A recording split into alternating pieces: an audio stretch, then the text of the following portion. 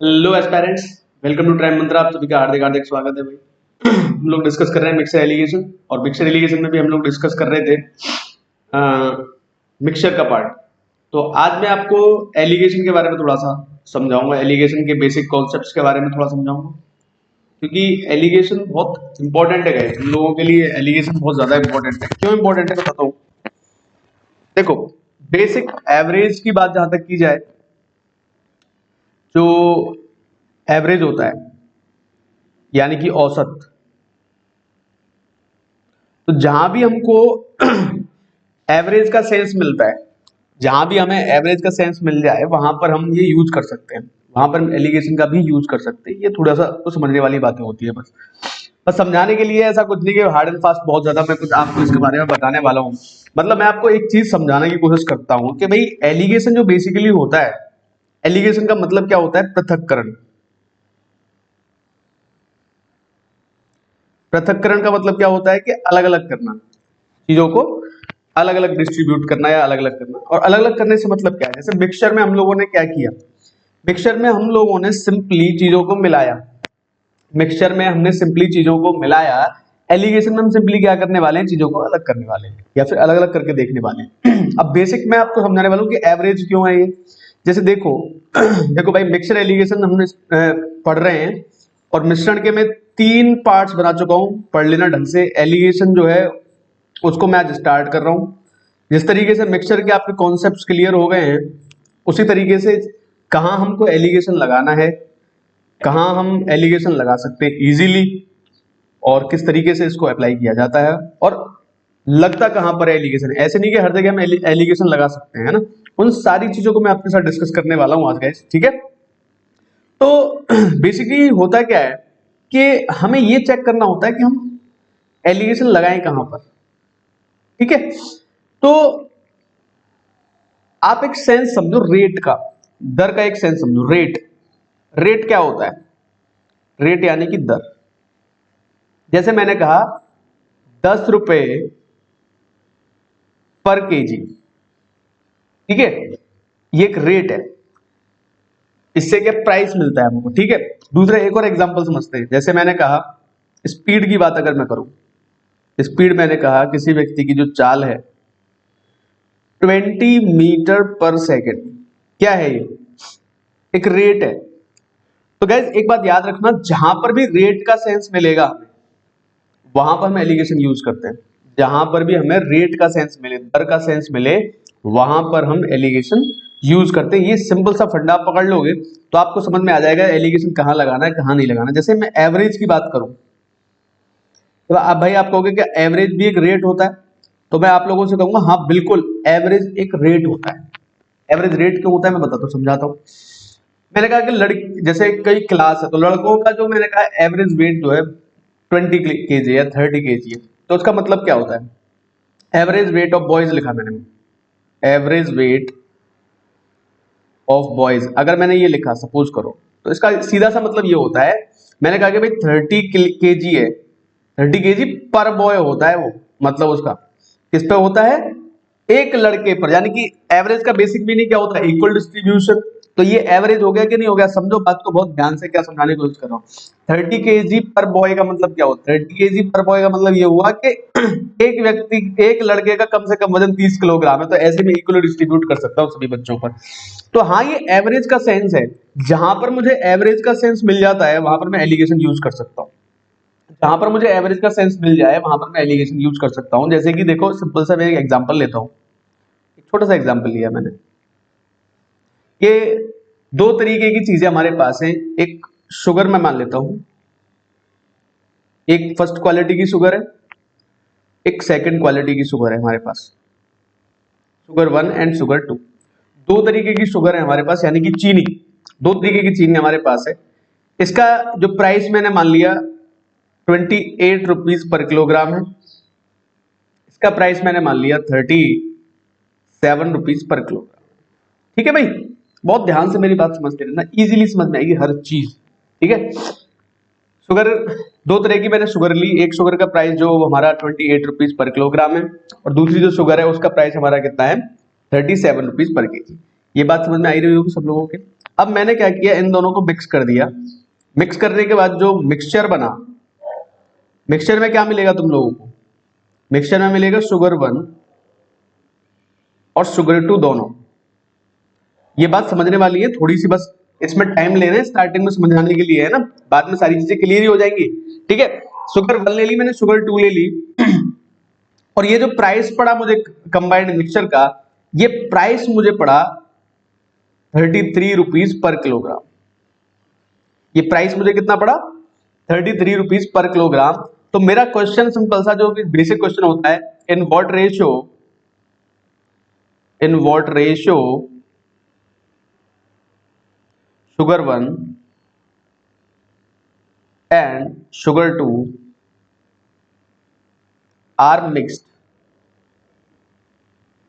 किस रेशो में ये दोनों शुगर मिलाई गई है, शुगर 1 और शुगर 2 को हमने किस रेशो में ऐड किया। सिंपल सा ये इसका फंडा है, ये इसका क्वेश्चन का मतलब है, सिंपल सा ये समझाना चाह रहा है आपको। ठीक है भाई, बात आई समझ में कुछ। ठीक है, अब देखो ध्यान से कुछ चीजें और समझते हैं। देखो भाई, अगर मैं सिंपली इस क्वेश्चन को सॉल्व करने जाऊं, तो मैं क्या करूंगा, मैंने कहा भाई मान लिया x किलोग्राम तो मैंने ली थी शुगर 1, ठीक है, और y किलोग्राम मैंने ली थी शुगर 2। सिंपल सा मैंने आपसे ये बोल दिया कि भाई मैंने शुगर 1 जो ली थी वो कितनी ली थी, x किलोग्राम, और शुगर 2 जो मैंने ली थी वो कितनी ली थी मैंने, y किलोग्राम। तो टोटल मेरे पास कितनी बन जाएगी, टोटल हो जाएगी x प्लस वाई। बेसिकली मुझे जो आंसर निकालना है वो क्या निकालना है, x रेशो वाई। बेसिकली मुझे जो आंसर निकालना है वो किस चीज का निकालना है, x रेशो वाई का मुझे आंसर निकालना है। तो भाई मैं क्या करता, मैं कहता भाई 28 रुपए पर केजी वाली जो है, जो 28 रुपए पर केजी वाली है उसका प्राइस हो जाएगा 28x, और जो 37 रुपए पर केजी वाली है उसका हो जाएगा 37y, और टोटल जो हो जाएगा 33x प्लस वाई। हाँ कि ना, एवरेज का मतलब ये तो होता है कि भाई दोनों को जोड़ के कितना मिल रहा है, एक का प्राइस इतना मिल रहा था, दूसरी का प्राइस इतना मिल रहा है, दोनों को जोड़ दिया मैंने। तो अब मेरे पास देखो 33x है, इधर जाएगा, ये 37y है, तो 37y माइनस 33y और 33x माइनस 28x अगर मैं करूंगा तो फाइनली देखो मुझे क्या मिलने वाला है, 4y is equal to 5x मिल जाएगा। और फाइनली अगर मैं x अपॉन y लिखूं, x अपॉन y ध्यान रखना, तो मुझे क्या मिलेगा 4:5। क्या मिलेगा मुझे 4:5। यानी कि मैंने किस रेशो में इन दोनों को मिक्स किया, मैंने इन दोनों को मिक्स किया 4:5 में। अब वो 4:5 कुछ भी हो सकता है, कुछ भी लगा के देख लो आप। यानी कि मैं अगर कहूं कि ये शुगर 1 40 किलोग्राम है तो ये 50 किलोग्राम हो जाएगी। समझना ध्यान से बात को। अगर मैं कहूं ये 12 किलोग्राम है तो ये 15 किलोग्राम हो जाएगी। यानी कि अगर तुम 4:5 में इन दोनों शुगर को मिक्स करोगे, तो अगर तुम्हें 33 रुपए पर केजी का मिक्सचर चाहिए तो हमेशा इन दोनों शुगर्स को 4:5 में मिक्स करना पड़ेगा। इतनी बात आपको समझनी पड़ेगी। आ रही है बात समझ में? अब इस बात पे, अब ये तो होगा बेसिक मेथड भाई, इसी को तो ओवरकम करने के लिए हम एलिगेशन वगैरह का यूज कर रहे हैं। एलिगेशन का यूज हम क्यों कर रहे हैं, एलिगेशन को हम इसीलिए यूज कर रहे हैं कि हम इसको, इस वाले जो ये इतना जो सब कुछ मैंने किया इसको मैं खा जाऊं, इतनी सारी प्रक्रिया को ना दोहरा के मैं सिंपली 10 सेकंड में इस क्वेश्चन को सॉल्व करूं। तो उसी के लिए मैंने एलिगेशन लगाया था कि एक जो शुगर की क्वांटिटी, तो याद रखना हमेशा एलिगेशन हमेशा किस पे लगता है, एलिगेशन जो लगता है हमेशा किसके ऊपर लगता है, रेट के ऊपर लगता है, दर के ऊपर लगता है। कोई दर होगी तभी एलिगेशन लगेगा भाई। इस बात को अगर आप समझ जाओगे अभी तो ज्यादा अच्छा रहेगा आप लोगों के लिए, नहीं तो बाद में तो फिर ये दिक्कतें देती है सारी चीजें। ठीक है भाई, आ रही है बात समझ में? चलो मैं इसको तुम्हें हाईलाइट करके रख देता हूं कि एलिगेशन जो है वो हमेशा किसके ऊपर लगता है, दर के ऊपर लगाते हैं। मैं हिंदी में लिख देता हूं, एलिगेशन हमेशा दर के ऊपर लगाते हैं। हम सीधा एलिगेशन नहीं लगा सकते। देखो गाइस, इतना डीपली और इतना आराम से हम क्यों पढ़ रहे हैं, क्योंकि ये सारी चीजें हमें कभी भी क्लियर नहीं होती पूरी तरीके से, हमें एलिगेशन कभी भी क्लियर नहीं होता। इसलिए मैं चाह रहा हूं कि आपको एक एक फंडा क्लियर हो जाए, है ना। चलो भाई, अब मैं एलिगेशन लगाने की बात करता हूं। तो एलिगेशन लगाता हूं, तो एक जो प्राइस था कितना था, 28 रुपए पर केजी, तो रेट पे लगेगा ना। ये 28 रुपए पर किलोग्राम वाली है और ये किस वाली है, 37 रुपीज पर केजी वाली है। और बीच में क्या रख लेते हैं हम 33 रुपीज जो मीन वैल्यू आती है। ठीक है, इनको हम एलिगेट करते हैं। एलिगेशन का मतलब क्या होता है, बड़े में से छोटा घटाना, सिंपल सा ये याद रखो क्रॉस मल्टीप्लाई करने के लिए। तो इधर हो जाएगा 37 माइनस 33 और इधर हो जाएगा 33 माइनस 28। तो फाइनली मुझे क्या मिल जाएगा 4:5। जो ये मिलता है मुझे हमेशा याद रखना, जो 4:5 जो मुझे मिलता है, तो इसको बहुत ध्यान से समझो। ये 4 और 5 क्या है, ये किलोग्राम्स ही है ये हमारे, हमेशा याद रखो। रेशियो ऑफ क्वांटिटी मिलता है, एलिगेशन लगाया मैंने रेट पे, तो यहां मुझे क्या मिला, रेशियो ऑफ क्वांटिटी। यहां मुझे क्या मिल गया रेशियो ऑफ क्वांटिटी। तो अब मेरी बात समझो ध्यान से। एलिगेशन में लगा रहा हूं, अगर एलिगेशन में लगा रहा हूं तो एलिगेशन किस पे लगाया मैंने, रुपए पर केजी पे। किस पे लगाया मैंने एलिगेशन, रुपए पर केजी पे। तो मैं जब एलिगेशन लगा दूंगा तो उसके बाद जो मुझे रेशियो मिलेगा वो किसका मिलेगा, केजी का। हमेशा जो नीचे वैल्यू होती है ना, ये जो वैल्यू होती है डिनोमिनेटर की जो वैल्यू बनती है हमेशा यही मिलेगी हमेशा। गाइस याद रखना ये किलोग्राम ही है। ये जो रेशियो मिलता है किसका मिलता है, रेशियो ऑफ क्वांटिटी मिल रहा है ना इसमें। अगर मैं स्पीड पे लगाऊं सपोज करो, तो स्पीड की यूनिट क्या होता है, मीटर पर सेकंड। स्पीड की यूनिट किलोमीटर पर आवर होती है, यानी कि उसके नीचे क्या आता है डिनोमिनेटर में, टाइम। तो जब भी स्पीड के ऊपर एलिगेशन लगाओगे तो आपको किसका रेशियो मिलेगा, टाइम का रेशियो मिलेगा। आप इस एलिगेशन को सिर्फ इसी तरीके से नहीं लगा सकते, आप और भी तरीके। ये स्टार फॉर्मेशन तो हमने बना दिया अपने स्तर से, क्यों बना दिया, क्योंकि क्रॉस मल्टीप्लीकेशन होता है, आपको देख ही रहा होगा यहाँ पे क्रॉस मल्टीप्लाई होता है। यहाँ हम जो करते हैं वो क्रॉस हो जाता है, समझ रहे हो बात को, इसीलिए क्रॉस करके हम इसको इजी कर लेते हैं। अब मेरी बात बहुत ध्यान से समझना, अगर क्या मैं इसको एक लाइन एलिगेशन के थ्रू नहीं, स्ट्रेट एलिगेशन के थ्रू नहीं कर सकता क्या, एक स्ट्रेट एलिगेशन रख दूं मैं यहाँ पे, इधर की साइड में मैं रख देता हूँ 28 रुपीज पर केजी और इधर की साइड में मैं रख देता हूँ 37 रुपीज पर केजी। यार मुझे बैलेंस बनाना है भाई, समझे बात को, नहीं समझे, मुझे क्या बनाना है, बैलेंस बनाना है। और बैलेंस बना के मुझे कितने पर रखना है, 33 रुपीज पर केजी पे रखना है। तो हमेशा याद रखो किस तरीके से लिख दोगे इसको, ऐसे करके क्रॉस किया जाता है इस तरीके से। ये सब एलिगेशन के पार्ट है। 37 माइनस 33 कितना हो जाएगा 4, इधर रेशियो 5 आ जाएगा। समझे बात को, आप स्ट्रेट एलिगेशन के थ्रू भी इसको लिख सकते हैं। सिर्फ यही एक मेथड नहीं होता कि स्टार फॉर्मेशन बनाया और लिख दिया। ये स्टार फॉर्मेशन बनता क्यों वो बताने की कोशिश कर रहा हूं, क्योंकि क्रॉस प्रोडक्ट बनता है वहां पर। आ रही है बात समझ में। और अगर आप चाहो और अगर इसको बहुत आराम से आप चाहो तो मैं और आसानी के साथ आपको समझा सकता हूं। देखो एक क्वांटिटी है n1, एक रेट है n2 और इनका मीन कितना है n। ठीक है, इस पे एलिगेशन अगर मैं लगाता हूं तो मुझे x रेशो y मिलता है। ठीक है, x रेशो y मिलता है। तो आप क्या करते हो कि भाई या तो n2 में से n1 माइनस करोगे, n माइनस करोगे, तो फिर n में से n1 माइनस करना पड़ेगा। इस तरीके से तो करते हैं यार हम लोग। तो फाइनली होता क्या है कि n2 माइनस n की जो वैल्यू आती है और जो n माइनस n1 की जो वैल्यू आती है, जो रेशियो मिलता है मुझे किसके बराबर मिल जाता है, x अपॉन y के बराबर मिल जाता है। ये यही फॉर्मेशन मैंने किया था, यही फॉर्मेशन मैंने किया था जो मैंने स्टार्टिंग में आपको एवरेज समझाया है। ठीक है, तो इतना डीपली मत जाओ, बस कुछ चीजें समझ लो जो मैं समझाने की कोशिश कर रहा हूं, जो कि मैं ये समझाने की कोशिश कर रहा हूं। ठीक है, ये आ कैसे रहा है, क्रॉस प्रोडक्ट क्यों हो रहा है, ये सब मैंने आपको समझा दिया। इसीलिए हो रहा है कि मुझे क्या वैल्यू निकालनी थी, मुझे ये वैल्यू निकालनी थी, मैंने ये वैल्यू निकाल डाली। आ रही है बात समझ में भाई सब लोगों के, यही तो मिला मुझे फाइनली, समझ रहे हो ना। यहाँ पे x किलोग्राम था, ये y किलोग्राम था और ये x प्लस वाई हो जाएगा, एवरेज का सेंस। तो एक तरफ जो वैल्यू आती है वो चीपर आती है, चीपर या छोटी वैल्यू, एक तरफ डियरर आती है, डियरर मान लो या बड़ी मान लो, बड़ी वैल्यू। बीच में क्या मिलता है हमको, मीन। मीन क्या होता है, औसत। ठीक है, फिर एलिगेशन लगा दिया जाता है इसके ऊपर इस तरीके से। तो जो डियरर में से तो मीन माइनस हो जाता है और मीन में से ये चीपर वाला माइनस हो जाता है। इस तरीके से हमको रेशियो मिल जाता है। तो ये कंप्लीट जो एलिगेशन का फॉर्मेट होता है। तो पहली चीज आपको क्या याद रखनी है कि एलिगेशन जो हमेशा लगाया जाता है वो एलिगेशन किस चीज के ऊपर लगाया जाता है, हमेशा वो किसी रेट के ऊपर लगाया जाता है, किसी रेट के ऊपर लगाया जाता है। एलिगेशन कभी सीधा नहीं लगाया जाता, कोई ना कोई एक रेट होगा, कोई दर होगी। अगर दर होगी तो एलिगेशन लगाया जाएगा, दर नहीं है तो एलिगेशन नहीं लगाया जाएगा। Each and everything is clear now I think. हर चीज क्लियर होनी चाहिए अब आप लोगों को। ठीक है भाई, अब आप लोगों को ये चीज क्लियर होनी चाहिए। ठीक है, चलो तो बढ़ते हैं अब आगे की तरफ। एक आधा एग्जांपल और लेता हूं मैं। अब जैसे मैंने आप लोगों से कहा एक क्वेश्चन छोटा सा,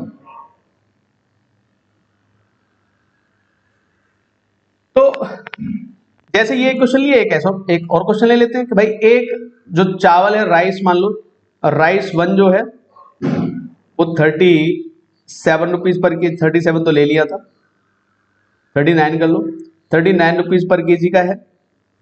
एक राइस टू ले लो, राइस टू जो है वो 46 रुपीज पर केजी का है। इन दोनों को मिक्स कर दोगे, जो मिक्सचर मिलेगा हमको, वो मिक्सचर मिलेगा हमको मान लेते हैं 43 रुपीज पर केजी पे, ठीक है। तो मेरा क्वेश्चन सिर्फ इतना है, if if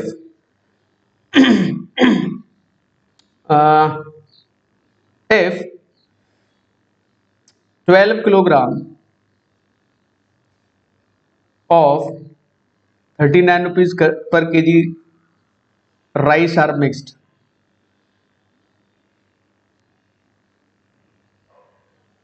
find the quantity of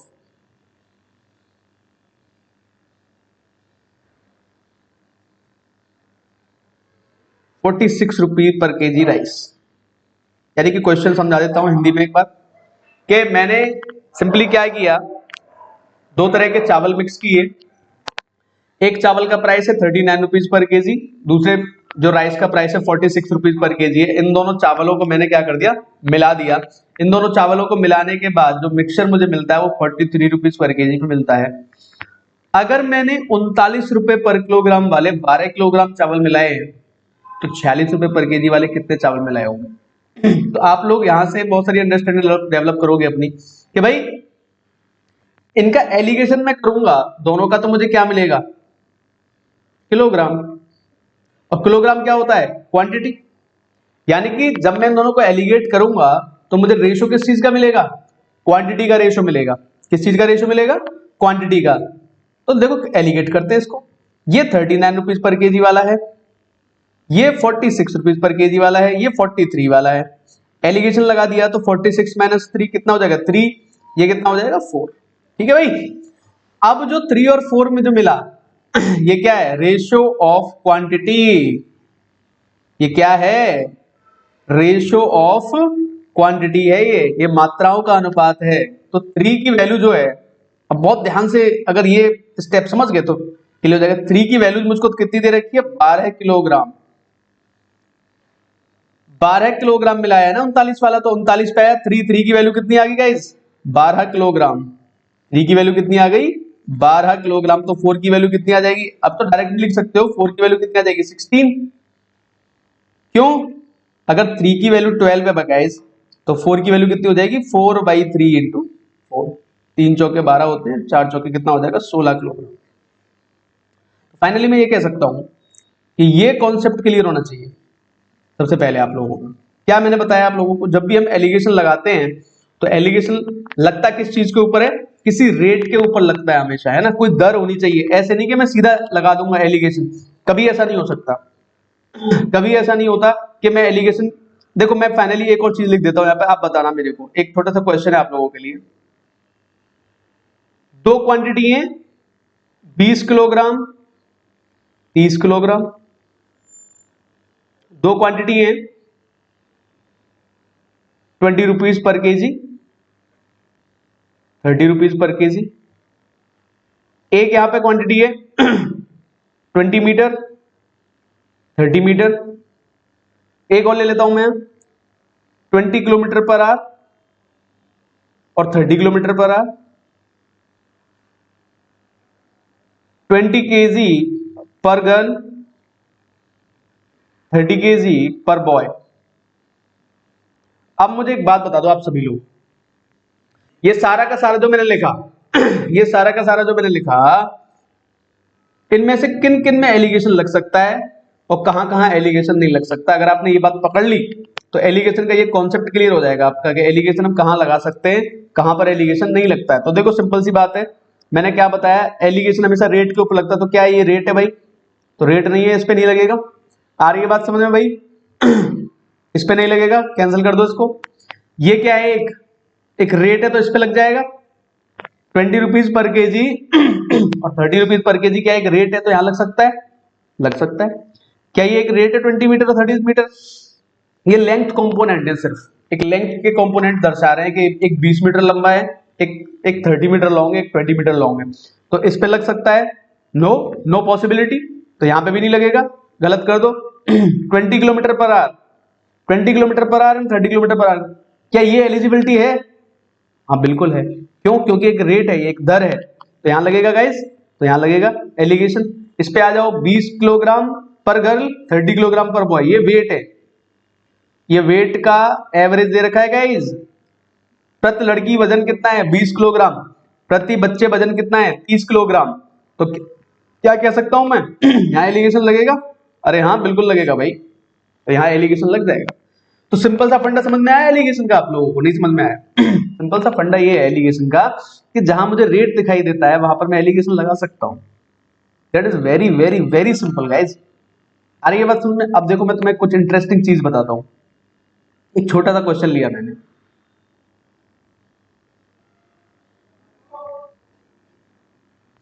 देखो average weight of boys in A class is 27 kilogram, ठीक है। And average weight of girls is 19 kilogram. एक क्लास है, एक क्लास के अंदर लड़कों का जो एवरेज वेट है वो 27 किलोग्राम है, लड़कियों का जो एवरेज वेट है वो 19 किलोग्राम है। इफ, बहुत ध्यान से, if number of boys is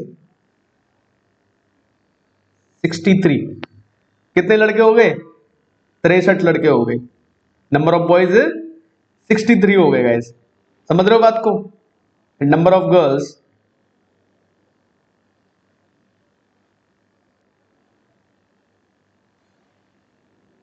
is, number of boys is 63 and number of girls is 21. Find average weight of whole class. अब ये क्वेश्चन आप लोगों ने बहुत देखा होगा, बहुत ट्राई किया होगा, कई बार आप लोगों ने ट्राई किए होंगे इस तरह के क्वेश्चन। हमसे ये कह देता है कि लड़के तो हैं 27, लड़कों का एवरेज वेट कितना है? 27 किलोग्राम। लड़कियों का एवरेज वेट कितना है? 19 किलोग्राम। लड़कों की संख्या कितनी है भाई? 63 है। लड़कों की संख्या कितना, लड़कियों की संख्या कितनी है? 21 है। तो पूरी क्लास का एवरेज वेट क्या है? तो बेसिक तरीका बता रहा हूं, पहले बेसिक सॉल्यूशन क्या होता है इसका। तो क्योंकि बेसिक सॉल्यूशन से तो हम करते ही हैं, तो बेसिक सॉल्यूशन तो देखो इसका ये होता है कि लड़के कितने हैं भाई? कितना वजन लड़कों का? 27 किलोग्राम है, मल्टीप्लाई बाई लड़के कितने? 63, प्लस लड़कियों का वजन कितना है? 19 किलोग्राम, लड़के कितने? 21, डिवाइड बाई, किससे डिवाइड करोगे? दोनों लड़के लड़कियों की संख्या से, 63 और 21 को जोड़ दोगे और 63 प्लस 21, तो फाइनली जो मिलेगा वो ये मिलेगा, 27 into 63 plus 19 into 21 divide by 80। हाँ के ना? यही मिलता है गाइस।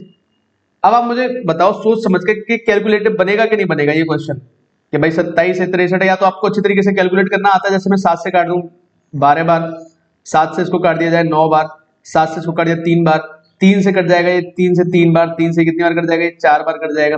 27 दिया होते हैं 81, 81 और 19 कितने हो जाएंगे? 100, 100 डिवाइड बाई 4 करोगे तो कितना आ जाएगा? 25 किलोग्राम पर स्टूडेंट। हाँ कि ना? सोचो समझो और बताओ मुझे जरा, क्या मैंने सही किया है? हाँ भाई। तो इस तरीके से या तो आप पे कैलकुलेशन बहुत अच्छी तरीके से आती है करनी, या फिर मैं आपको तरीका बताता हूँ कैसे इसको सॉल्व करना है गाइस। बहुत ध्यान से मेरी बात समझना, किस तरीके से इसको सॉल्व करना है, कैसे सॉल्व कर सकते हैं इसको इजीली। देखो ध्यान से,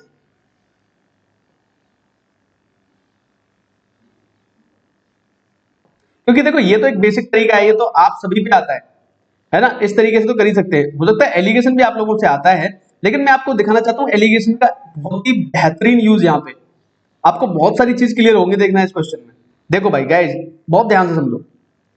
देखो average weight of boys is 27 kilogram, तो इसका मतलब क्या है, 27 किलोग्राम पर बॉय। एक बच्चे का वजन 27 किलोग्राम है, लड़की का वजन अगर 19 किलोग्राम है तो 19 किलोग्राम पर गर्ल, यानी कि 27 किलोग्राम एक बच्चे का वजन है, 19 किलोग्राम एक लड़की का वजन है, एवरेज। ठीक, तो मैं इस पे लगाऊंगा एलिगेशन एवरेज के ऊपर। एक तरफ मुझे मिलेगा 27, यहां बॉयज मिलेंगे गाइस ध्यान रखना, यहां पे मुझे मिलेगा 19, यहां मुझे क्या मिलने वाली है, girls. 27 boys 19 girls. Average weight मुझे ढूंढना है गाइस, एवरेज वेट मुझे निकालना है, ठीक है। और अब देखो यहां पर एलिगेशन अगर आप लगाओगे तो आपको क्या मिलने वाला है। अगर आप यहां एलिगेशन लगाओगे तो मुझे बताओ आपको यहां पे लड़के और लड़कियों की संख्या मिलेगी नहीं मिलेगी, क्योंकि जो नीचे आता है डिनोमिनेटर में, तो डिनोमिनेटर में क्या आ रहा है, यहाँ पे बॉयज, और यहाँ पे आ जाएंगे गर्ल्स, यहाँ पे गर्ल्स मिलेंगे, गर्ल्स। समझ रहे हो बात को। तो यहाँ पर जो रेशियो मिलेगा मुझे इस जगह पे, वो किसका रेशियो मिलेगा, बॉयज एंड गर्ल्स का। यहाँ पे बॉयज मिलेंगे और यहाँ पे मिल जाएंगे गर्ल्स। आ रही है बात समझ में भाई सब लोगों को, ठीक है। अब देखो ध्यान से बात समझो, बॉयज और गर्ल्स किस तरीके से मिलेंगे, बॉयज कितने 63, गर्ल्स कितनी है 21। अगर मैं इसका रेशियो ले लू यहीं पे 7 से 9 बार, और 21 से 3 बारी जो कट जाएगा, ये 21 या 63 होते 3:1 में मिलेंगे नहीं मिलेंगे, बताओ जरा सोच समझ के, हाँ कि ना। तो बॉयज और गर्ल्स का रेशियो क्लास के अंदर कितना है, 3:1। अब देखो कितना इजीली सॉल्व कर सकते हो आप। तो मुझे यहाँ पे बॉयज मिलेंगे 3 और गर्ल मिलेगी यहाँ पे 1। 3 और 1 कितना होता है, इसको तो ऐड करो, इनको कर लो ऐड, कितना होता है ये 4। इनका कर लो डिफरेंस, इनका डिफरेंस कितना होगा गाइस, 27 और 19 का डिफरेंस कितना होता है 8। 27 और 19 का डिफरेंस कितना होता है 8 होता है, ठीक है। 27 और 19 का डिफरेंस कितना होता है 8 होता है। यहां पे आपको करना है डिफरेंस, मैं लिख देता हूं है ना, इस जगह आप करोगे डिफरेंस, यहां पे आप कर रहे हो ऐड, ठीक है। तो 4 की वैल्यू किसके बराबर आ गई, 8 के बराबर। 4 की वैल्यू किसके बराबर आ गई, 8 के बराबर। तो 1 की वैल्यू किसके बराबर आ गई गाइस, 2 के बराबर। तो 3 दूनी 6 और 2 एकम 2, 3 दूनी 6 और 2 एकम 2, ये एक्चुअल वैल्यू आ गई इनकी। अब ये बड़ा है तो इसमें से 2 माइनस कर दो, और ये छोटा है तो इसमें 6 प्लस कर दो, तो आपको यहां क्या मिल जाएगा गाइस 25, जो कि मेरा आंसर है, हाँ के ना। है ना इंटरेस्टिंग, आपको समझनी है ये बातें जो मैं बता रहा हूं, बहुत ही इंटरेस्टिंग केस है ये। आप यहाँ पे एलिगेशन लगाइए और इजीली आप क्वेश्चन को सॉल्व कर दीजिए, that's it, nothing to worry about. और आपको एक चीज बता रहा हूं, यहाँ पे इस तरीके से भी इसको सॉल्व कर सकते थे आप, कि 27 गुणा 3 होता, कितना 27 के साथ कितना आ रहा है 3, प्लस 19 गुणा 1 होता, डिवाइड बाई 4 हो जाता। आप इस तरीके से भी सॉल्व कर सकते थे, नीचे कितना हो जाता 3 और 1 4, तो यहां से भी आपको मिल जाता आपका आंसर। 27 थे 81 और 19 कितने होते 100, 100 डिवाइड बाई 4 आप करते तो आपको कितना मिल जाता 25। आप इस तरीके से भी सॉल्व कर सकते थे इसको। अब आ रही है बात समझ में, अब आ रही है बात समझ में। आप इसका कॉन्सेप्ट का यूज आप बहुत बहुत बड़े स्तर पे करोगे गाइस, ये बात समझ लेना, ये बहुत इंटरेस्टिंग केस होता है, ठीक है। तो ये बात समझनी है पहले आप सब लोगों को, ठीक है। एक एग्जांपल और लेता हूं इस पे मैं, एक छोटा सा क्वेश्चन और लिया मैंने,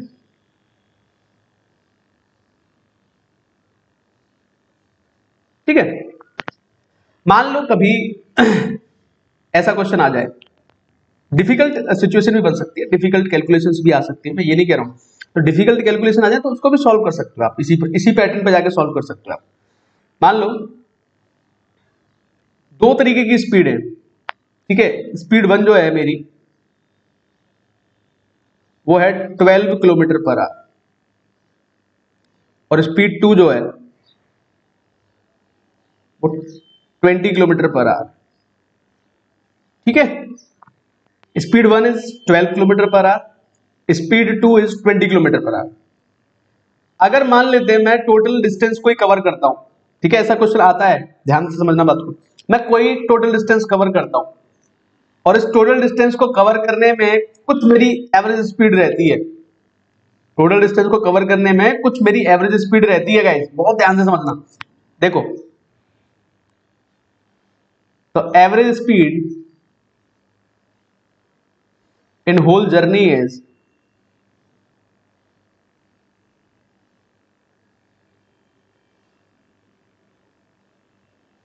15 किलोमीटर पर आवर। जो एवरेज स्पीड मेरी रहने वाली है, वो एवरेज स्पीड मेरी कितनी रहने वाली है गाइस? 15 kilometre per hour. आ रही है कुछ बात समझ में? नहीं आ रही? बताओ जरा, सोच समझो। एक तरफ 12 किलोमीटर पर आवर की स्पीड से चलता हूं मैं, एक तरफ मैं 20 किलोमीटर पर आवर की स्पीड से चलता हूं, और एवरेज स्पीड जो मैं टोटल में अचीव जो करता हूं, वो टोटल जो एवरेज स्पीड आती है मेरी कितनी आती है? 15 किलोमीटर पर आवर आती है। ठीक है, अब बहुत ध्यान से एक बात समझना। देखो भाई, इफ टोटल डिस्टेंस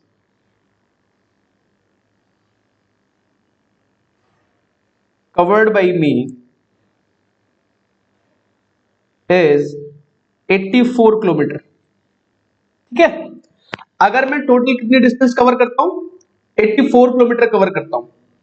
84 छोड़ो, यहां पे करो आप लोग, चलो 84 कर लो, कोई फर्क नहीं पड़ता वैसे तो। 84 किलोमीटर। फाइंड द डिस्टेंस, अभी देखो, find the distance covered by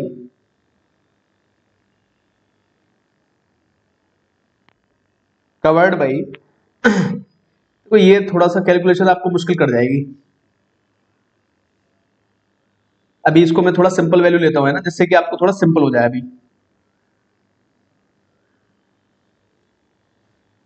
भाई 120 किलोमीटर ले लेता हूं, ठीक है, 120 kilometre. Find the distance covered by 12 kilometre per our speed. अब ऐसा क्वेश्चन मैंने बना दिया, सपोज करो, देखो ये आपकी अंडरस्टैंडिंग बिल्ड करने के लिए मैं क्वेश्चंस डेवलप कर रहा हूं। ऐसा नहीं कि मेरा कोई ध्येय आपको इस तरह के क्वेश्चन में फंसाने का है, लेकिन आप कर सकते हो देख के। लेकिन बहुत सारे बच्चे बहुत बड़ी गलती करते हैं यहाँ पे, और वो गलती मैं बताऊंगा क्या करते हैं बच्चे। जब हम एलिगेशन लगाएंगे, यहाँ पे सोल्यूशन देखो आप बहुत ध्यान से। जब हम यहाँ पे एलिगेशन लगाने वाले हैं, तो जब मैं एलिगेशन लगाऊंगा तो एक तरफ स्पीड है 12 किलोमीटर पर आवर, एक तरफ स्पीड है 20 किलोमीटर पर आवर, एक तरफ मुझे मिल जाएगा 15। जब मैं एलिगेशन लगाऊंगा 20 माइनस 15 आ जाएगा यहाँ पे, और 15 माइनस 12, यानी कि मुझे जो रेशियो मिलेगा वो कितना मिलेगा गाइस? 5:3। 5:3। बहुत इत्मीनान के साथ और ध्यान के साथ मेरी बात समझना भाई गाइस। ये रेशियो जो मिला है ना मुझे, ये रेशियो ऑफ टाइम है। ये क्या है? Ratio of time. बहुत सारे बच्चे क्या करते हैं, यहीं पर वो क्या काम कर देते हैं कि इसको ही जो है ना स्पीड का, इसको ही अपना वो बना लेते हैं, डिस्टेंस का रेशियो बना देते हैं इसी को। ये गलत हो जाता है। ये रेशियो ऑफ टाइम आता है, हमेशा याद रखो। रेशियो ऑफ टाइम क्यों आ रहा है? क्योंकि स्पीड क्या होती है? Kilometre per our, 20 kilometre per our. तो ये क्या चीज है भाई, बताओ जरा सोच समझ के। ये अगर स्पीड है तो इनके डिनोमिनेटर में क्या आ रहा है? टाइम। तो मुझे किसका रेशियो मिलेगा गाइस? टाइम का रेशियो मिलेगा कि नहीं मिलेगा? तो एलिगेशन ऐसे क्वेश्चन में कैसे लगाया जाता है वो समझाने की कोशिश कर रहा हूं आपको। अब देखो ध्यान से, मैं देखूंगा टोटल टाइम मुझे कितना लग रहा है। तो 120 किलोमीटर में जा रहा हूं और 15 की स्पीड से जा रहा हूं, यानी कि मैंने टोटल कितने घंटे सफर किया? 8 आवर्स। तो कितने घंटे सफर किया मैंने? 8 घंटे सफर किया मैंने। ठीक है, 8 घंटे मैंने सफर किया। तो अब इस टाइम को 8 घंटे में बांट दो, समझे? अब इस टाइम को 8 घंटे में बांटो तो ये 5 घंटे आ जाएगा, ये 3 घंटे आ जाएगा। 8 की वैल्यू 8 है, तो 12 पंजे कितना हो जाएगा? 60 किलोमीटर। तो 12 की स्पीड से मैं कितना चलाऊं? 60 किलोमीटर। अब आई बात को समझ में। सपोज करो मैं यहाँ पे डिस्टेंस लेता, सपोज करो यहाँ पे मैं डिस्टेंस लेता, मैं मान लो यहाँ डिस्टेंस लेता 150। बहुत ध्यान से समझना, मैं यहाँ पे डिस्टेंस ले रहा हूँ 150 किलोमीटर। अगर मैं यहाँ पे 150 किलोमीटर डिस्टेंस ले लेता, तब कैसे सॉल्व करते आप लोग? तब कैसे सॉल्व करते भाई? तब ऐसे सॉल्व करते कि 150 को देखते 15 से डिवाइड करके, तो आपको मिलते 10 घंटे। कितने घंटे मिल जाते आपको? 10 आवर्स। तो फाइनली आप देखते हैं यहाँ पे जाके कि भाई ये क्या है, मुझे रेशियो ऑफ टाइम मिल रहा है 5 और 3 8। तो मैं यहाँ लिखने वाला हूँ गाइस 5 और 3 8 की वैल्यू मुझे मिल जाती है 10। तो एक की वैल्यू मुझे कितनी मिलती है? 10/8। 1/8 यानी कि 100/8 कितना होता है? 12.5। तो ये कितना आ जाता है? 1.25। 10/8 कितना आ जाता है? 1.25। तो 1 की वैल्यू मुझे मिलती है 1.25। तो एक की वैल्यू इतनी होती, तो 3 की वैल्यू कितनी हो जाती है? इसमें 1.25 का मल्टीप्लाई करते, इसमें भी 1.25 का मल्टीप्लाई करता, तो 3 की वैल्यू मुझे मिल जाती है 3.75। और इसकी 125 पंजे 625 होता है, ये मुझे मिलता है 6.25। और ये क्या मिल जाते हैं मुझे? एग्जैक्ट घंटे मिल जाते हैं कि इतने इतने घंटे ये लोग चले हैं। तो ये कितनी दूरी चला होगा? तो 12 से इसको मैं गुणा करता, तो 12 से जब मैं 6.25 को मल्टीप्लाई करता तो मुझे कितना मिल जाता? 12 छक्के होते 72। देखो यहाँ पे सॉल्व कर देता हूँ, 12 छक्के होते हैं 7200 और 25 गुणा 12 होते हैं 300। ठीक है, 2 जीरो कैंसिल कर देना, कितना आ जाता? 75 किलोमीटर। कितना आ जाता? 75 किलोमीटर। आ रही है कुछ बात समझ में गाइस? बहुत इंपॉर्टेंट कॉन्सेप्ट समझाने की कोशिश कर रहा हूं आप लोगों को, यानी कि इस क्वेश्चन में बहुत लोग बहुत बार गलतियां करते हैं। अब बेसिक पे अगर तुम इस क्वेश्चन को सॉल्व करने चले गए ना, बेसिक में तुम्हें समझ में आ जाएगा कितना टाइम लगेगा इस क्वेश्चन को सॉल्व करने में। भाई 12 किलोमीटर प्रति घंटे की रफ्तार से एक तरफ जा रहे हो और 20 किलोमीटर प्रति घंटे की रफ्तार से एक तरफ जा रहे हो। एवरेज मिल रहा है 15 का तुमको, एवरेज स्पीड जो मिल रही है 15 की स्पीड मिल रही है। टोटल डिस्टेंस कवर कर रहे हो 20 किलोमीटर। अब तुम बेसिक से जाओगे तो तुम इक्वेशन वगैरह बनाओगे अपना, इक्वेशन वगैरह बनाकर। लेकिन यहाँ पर मुझे एक एवरेज का सेंस मिला कि भाई 15 किलोमीटर पर आने की एवरेज स्पीड आ रही है, तो मैं इनके टाइम को बांट सकता हूं दोनों के को, एलिगेशन लगा के या एवरेज लगा के। आई बात समझ में? नहीं आई? रिपीट कर करके देख लेना 2-3 बार। मैंने 2 एग्जांपल इसमें बता दिए आप लोगों को। ठीक है, ठीक है गाइस, इतना ही लंबा सेशन को करता हूं, फिर नेक्स्ट सेशन में मैं कुछ और इंपॉर्टेंट एस्पेक्ट इस चीज के आपको समझाऊंगा, है ना। उम्मीद कर रहा हूं कि आपको एलिगेशन का ये फॉर्मेशन बहुत पसंद आया होगा, और पसंद आए तो लाइक शेयर एंड कमेंट कर देना भाई। जो हमारा ट्राइब मंत्र है इसको लाइक कर देना, शेयर, और हमारा यूट्यूब चैनल सब्सक्राइब कर देना। ठीक है, आप फेसबुक पे भी हमको सर्च कर सकते हो, इंस्टाग्राम पे भी और टेलीग्राम पे भी। आप लोगों के लिए मैंने एक ग्रुप बनाया है, जुड़िए इससे। कोई जुड़ नहीं रहा है इससे, बहुत कम बच्चे इससे जुड़ रहे हैं। इससे जुड़ने में आपको ही फायदा है, आप अपने फेलो एस्पिरेंट्स के साथ डिस्कस कर सकते हो। थोड़ा सा कोऑपरेटिव बनिए, थोड़ा सा अपनी चीजों को डिस्कस करना यहाँ पे सीखिए, इस प्लेटफॉर्म पे आना सीखिए। ठीक है guys, thank you and God bless you.